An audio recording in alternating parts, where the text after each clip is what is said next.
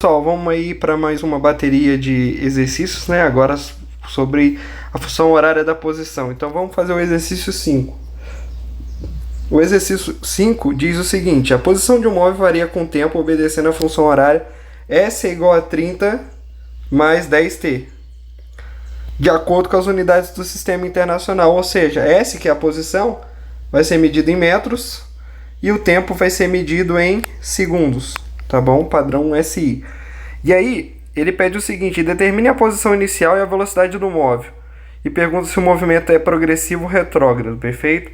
Primeira coisa, gente, você tem que comparar com a função horária geral, que é dada por isso aqui.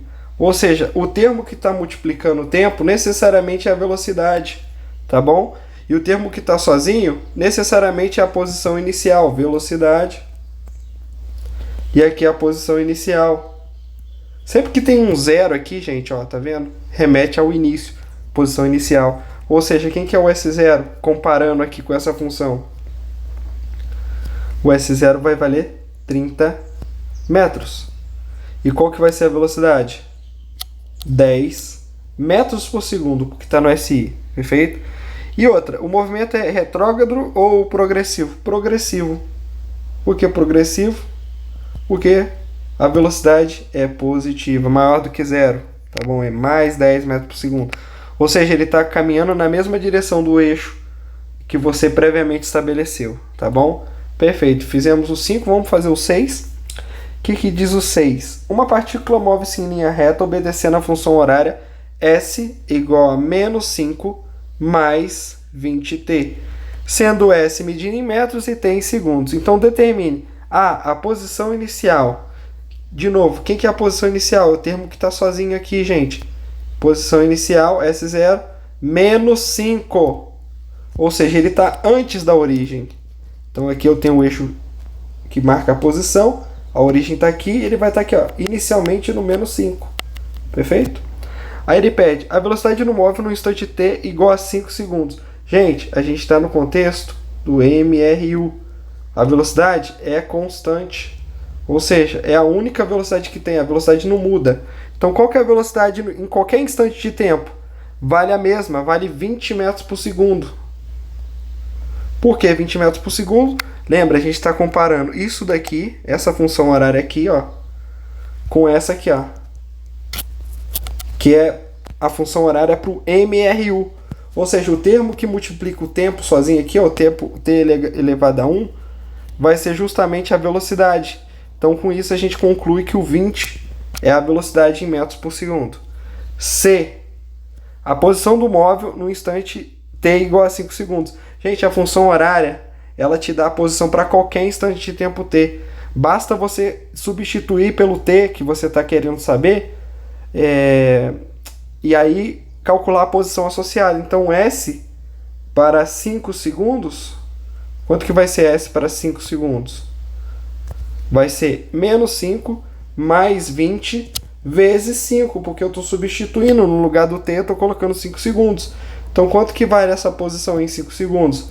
Menos 5 mais 100, que é igual a 95 metros. Então, quando um instante de tempo, o cronômetro estiver marcando 5 segundos, o móvel, a partícula vai estar na posição 95 metros, tá bom? D.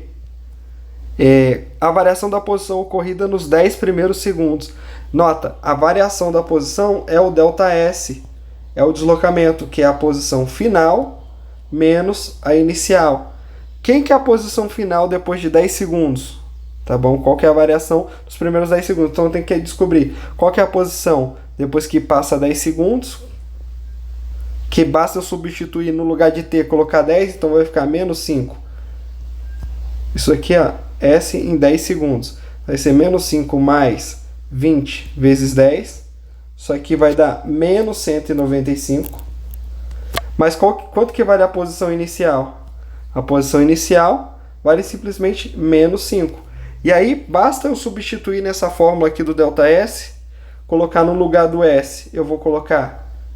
Desculpa, aqui é mais 195 metros. Eu errei aqui.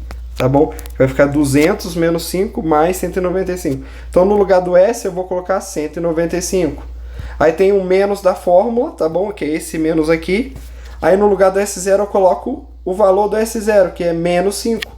Só que nota, menos com menos, gente, vai dar mais. Então, por isso que aqui o ΔS, na verdade, é 200 metros. Beleza? E aí, eu vou fazer o item E agora. Um instante em que o objeto, o móvel, passa pela origem da trajetória. Nota, gente, o que é a origem da trajetória? A origem é a posição 0. Então, ele sai de menos 5 e anda para a direita com uma determinada velocidade. Essa velocidade em módulo vale 20 metros por segundo. Então, vai ter um momento em que ele vai ter que passar pela origem, vai ter que ocupar a posição 0. Ou seja, qual que é o instante de tempo t quando o S vale 0? Qual que é o instante de tempo t? Bom, eu não sei, mas eu sei a função horária. Então, eu consigo calcular. Certo? Então, o que eu faço? Eu faço o S ser 0 e vejo qual que é o t associado a S igual a 0. Então, vai ficar menos 5. Aqui é menos 5, tá, gente? Menos 5 mais 20t. Isso tem que dar 0. Então, eu posso passar esse menos 5 para o outro lado. Vai ficar 5 igual a 20t. Esse 20 que está multiplicando o t, porque, nota, eu quero o t, eu não quero 20t. Eu quero, então, isolar o t. Então, esse 20 aqui, ó, que está multiplicando, eu passo dividindo. Vai ficar t. Daqui eu tiro que t vai ser igual a 5 dividido por 20, que vai dar 0,25 segundos. Beleza? Então, depois de transcorrer esse intervalo de tempo no cronômetro, eu vou estar com a partícula passando justamente pela origem. Beleza? Tá certo, então. Vamos para mais um exercício. Vamos para o exercício número 7. Tá bom? Ele diz o seguinte: a posição inicial de um móvel, que descreve um movimento retilíneo uniforme, é menos 5 metros. Ou seja, o S0 vale menos 5 metros. É bom você anotar, tá bom? Nesse movimento, o móvel percorre a cada intervalo de tempo de 10 segundos uma distância de 50 metros. Escreva a função horária desse movimento considerando o progressivo. Primeiro, gente, olha só. Quais são os ingredientes básicos para eu montar a função horária da posição? Bom, eu tenho que saber a posição inicial e tenho que saber a velocidade. Aqui nesse enunciado eu já tenho o S0 de graça e eu tenho informações para calcular V. Então eu vou ter todas as informações para calcular para obter a função horária da posição, tá bom? Então a velocidade, o módulo da velocidade vai ser dado pela distância que percorre dividido pelo tempo, tá bom? Então, se ele a cada 50 metros que ele percorre, ele demora 10 segundos, então essa velocidade é de 5 metros por segundo, ou seja, a cada segundo ele percorre 5 metros. Como esse movimento é progressivo, eu vou considerar uma velocidade positiva. Se ele tivesse falado, considere retrógrado, aí você, ao invés de substituir por a velocidade v por 5, você ia substituir por menos 5. Mas como ele está dizendo que é progressivo, essa velocidade tem que ser positiva. Então vai ficar S igual a menos 5, que é a posição inicial, mais 5t. Pronto. Essa é a função horária da posição. Ela te permite calcular qual que é a posição para qualquer instante de tempo que você imaginar. Ou seja, te dá a capacidade de prever onde essa partícula vai estar em cada instante de tempo. Perfeito? Então te dá a capacidade de prever o futuro. Isso é muito bacana. Bem, para fechar então, vamos fazer o 8, que diz o seguinte. O 8, na verdade, gente, você vai ter que pensar um pouquinho mais, porque na verdade se trata de uma situação em que eu tenho movimentos em direções diferentes. Eles dizem o seguinte: dois barcos partem simultaneamente de um mesmo ponto, ou seja, eles saem aqui do ponto que eu vou considerar até a origem da trajetória, e eles descrevem movimentos retilíneos uniformes perpendiculares entre si. Então, o barco 1 vai ser nessa direção, vamos supor, e o barco 2 vai se movimentar nessa direção perpendicular ao primeiro. Nota o seguinte, que V1 ele vai estar a uma velocidade de 30 km por hora, enquanto que o V2 vai estar numa velocidade, por exemplo, de 40 km por hora. Aí ele pede, qual que é a distância que eles vão estar um do outro depois de passar 6 minutos, tá bom? Como é que eu posso fazer essa conta? Eu posso converter essas velocidades para quilômetro por minuto, tá bom? Até para a gente praticar. Ou então eu poderia simplesmente converter 6 minutos para hora, tá bom? Como que eu poderia fazer? Por exemplo, você pode escolher qual que vai ser a melhor solução. Vamos então converter esse ΔT, que está em minutos, 6 minutos, e converter isso para hora. Bem, gente, isso daqui, 6 minutos, é 1/10 de hora. Perfeito? Como que você pode fazer isso? Você pode fazer o seguinte, ó. 60 minutos equivale a 1 hora. Então, quantas horas vão equivaler a 6 minutos? Tá bom? Você pode isolar, você multiplica cruzado aqui, ó. Tem esse sinal de igual. Vai ficar 60x é igual a 6. Ou seja, x é igual a 6 dividido por 60. Se você simplificar, dividir embaixo e em cima por 6, aqui, ó. Vai ficar 1/10, que é 0,1 hora, tá bom? 6 minutos é 0,1 hora, tá bom? Ou 1/10 de hora. E aí, uma vez que eu converti para hora, eu posso calcular a distância percorrida pelo barco 1, que nada mais vai ser do que a velocidade dele, vezes o tempo que demorou. Então vai ser, por exemplo, 30 km por hora vezes 0,1 hora. Essa hora vai embora.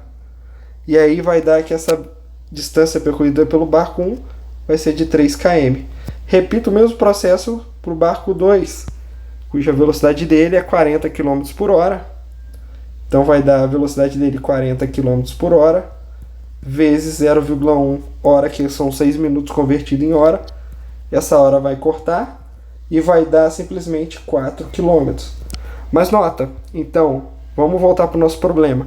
É como se o barco 1 percorresse uma distância de 3 km, o barco 2 percorreu uma distância de 4 km, ele foi parar aqui nessa posição, ó.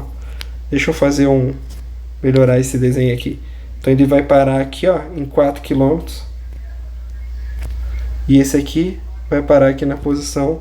Peraí, deixa eu melhorar esse desenho aqui. O barco 1 percorreu essa distância aqui, de 3 km. E o barco 2 percorreu essa distância aqui de 4 km. Não está muito em escala, mas é só para vocês perceberem. 4 km. Qual que vai ser a distância entre um e o outro? Vai ser a hipotenusa desse triângulo, tá bom? Então, você tem que usar Pitágoras, ó. D ao quadrado é igual a soma dos quadrados dos catetos, ou seja, 3 ao quadrado mais 4 ao quadrado. Isso, a resposta vai dar em quilômetros, tá? Então, isso daqui vai dar 3 ao quadrado 9, mais 4 ao quadrado 16. Isso é um quadrado perfeito, né? E aí esse D vai ser, ao quadrado vai ser 25. Qual o número que elevado a ele mesmo dá 25? Ou melhor, D vai ser a raiz de 25, que é 5 quilômetros. Então essa é a resposta. Eles vão estar a 5 km um do outro assim que transcorrer esse intervalo de tempo, tá bom? Aqui vocês têm que cuidar porque, apesar da gente estar no contexto de MRU, aqui eles estão executando movimentos em direções perpendiculares entre si, e isso vai fazer com que você tenha que usar o teorema de Pitágoras para calcular a distância que um vai estar um do outro, tá bom? E é isso, gente. Vamos aos poucos avançando.